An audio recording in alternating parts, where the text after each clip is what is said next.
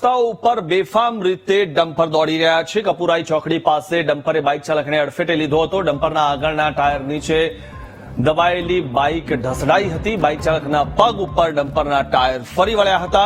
ત્યારે પોલીસે ડમ્પર ચાલકની અટકાયત કરી છે અને ઇજાગ્રસ્ત બાઇક ચાલકને હોસ્પિટલ ખસેડાયો છે। ઉલ્લેખનીય છે કે ડમ્પર ચાલકો બેફામ રીતે પોતાના વાહન ચલાવતા હોય છે અને ગમે તે સમયે ડમ્પર ચાલકો પોતાના વાહન બેફામ રીતે ચલાવીને લોકોને કચડી મારે છે। આ વિશે વધુ માહિતી મેળવી અમારા સંવાદદાતા માનુ ચાવડા પાસેથી। માનુ, જે રીતે ડમ્પર ચાલકો બેફામ બન્યા છે, જાણે કે મોત લઈને નીકળતા હોય લોકો માટે, તેવું લાગી રહ્યું છે।